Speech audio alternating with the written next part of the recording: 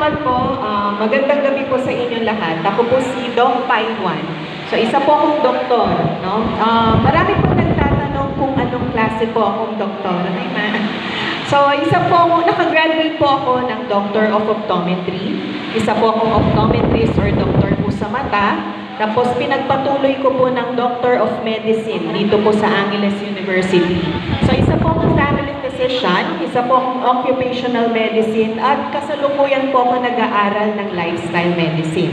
Isa rin po akong diplomate ng Hospital Leadership and Management, at isa po akong certified hospital administrator. So, dati po nakapagtrabaho po ako sa Hospital ng Angeles. So, alam ko po yung hinaing ng mga pasyente po natin. Alam ko po na ang mga pasyente po ang bumibili ng bulak, hirigyria, dextrose. At madalas po, walang kwarto dyan, kaya pinapalipat lang po ng hospital. No? Isa po ako dun sa mga doktor dati na didiretso sa telepono dahil hahanap po ng ospital na tatanggap sa kanila. Kadalasan po, JBL po ang tinatawagan namin. Ngunit ang hinaing po ng pasyente at pamilya is yung pong pamasahe sa San Fernando dahil napakalayo naman po. No? Kung naman private hospital po, napakamahal po ng gastusin sa isang pribadong ospital. Isa lang po yan sa nag-udyok sa akin kung bakit po ako nandito sa harapan ninyo, tumatakbo bilang konsehal po ng Angeles City. Dahil nais ko pong tumulong, may saayos ang healthcare system at healthcare programs po ng ating syudad. 3 months lang po ako tumagal sa ONA at lumipat po ako sa JBL. Doon po sa JBL sa San Fernando, 8 years po ako nakapagtrabaho doon. Nakita ko po ang malaking difference ng JBL at ONA. So, nais po sana natin ayusin ang ONA na parang JBL po. No? Kumpleto ang gamit. May mga specialista pong doktor na titingin sa iba't ibang klase po ng sakit.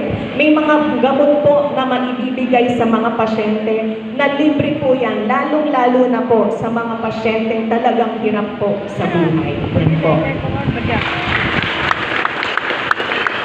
Susunod po, nais din po ng Team Albayalde na magkaroon po tayo ng mga mobile clinics dito sa Angeles City. Dahil marami pa rin pong liblib dito sa ating syudad, no? Na mahirap po yung access ng clinics, health centers, o kaya ng ospital.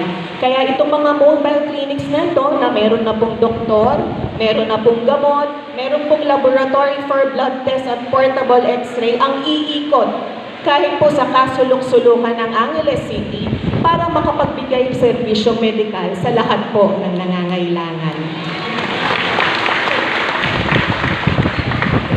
Isa rin po sa plano ng Team Albayalde ang magkaroon po ng mga dialysis centers dito sa Angeles City. Mataas po ang rate ng may mga CKD or chronic kidney disease patients po dito. No? Plano po magkaroon po tayo ng mga dialysis centers, north, south, east, and west para accessible po lahat sa mga barangays at libre rin po yan para sa mga pasyente natin. Kung natatandaan niyo po ang COVID-19 pandemic, tama po ba? Pagkatapos po ng pandemic na yon, marami pong pasyente, marami pong tao ang dumanas po ng mental health condition o dumanas ng anxiety at depression. Ang problema po kapag meron tayong mental health condition, no, mahal po. Mahal ang counseling and therapy. Mahal po ang professional fee ng mga psychologists, psychiatrists. Hindi po lahat afford. No? Problema din po dyan, minsan nahihiya or natatakot yung pasyente na magsabi kahit sa mismong pamilya at kaibigan po nila. Sa pamamagitan po ng mental health hotline na 24/7 po yan na anytime na dumaranas ang pasyente ng depresyon, may matatawagan po siya, nakakalina po siya sa kanya at may makakausap po ng libre ng counseling at therapy po. Nabanggit ko po sa inyo kanina na kasalukuyan po ako nag-aaral ng lifestyle medicine. So, ang lifestyle medicine po is more on preventive care po.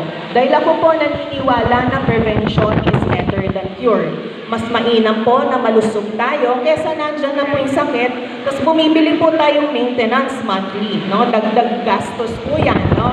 So, nais po natin maglunsad ng mga layman forums or mga health education po, no? Para maibahagi ko po yung kaalaman ko bilang isang doktor. Simple lang po ano po tamang kainin para hindi tumaas ang presyon, ang sugar, hindi magka-cancer, lalo-lalo na po sa mga anak natin, no? Yung nutrition and hygiene, napaka-importante po yan para hindi po sila madaling kapitan ng mga sakit. Yan po. Kami po ng Team Albayalde, nakaharap po ngayon sa harapan ninyo, no? Nakatayo po sa harapan ninyo, hindi lamang bilang mga kandidato, pero bilang isang tao po na nangangarap din na magkaroon ng pagbabago. Mga nangangarap din na magkaroon ng malusog na kinabukasan, lalo na po sa ating mga anak. No, ang Team Albayalde po sa pamumuno ni Mayor General Oscar David Albayalde, Vice Mayor Amos Rivera, ako po at ang kasama nating mga councilors ay may isa lang pong misyon at layunin, ang makapaglingkod ng may integridad, malasakit at dedikasyon dito sa ating syudad.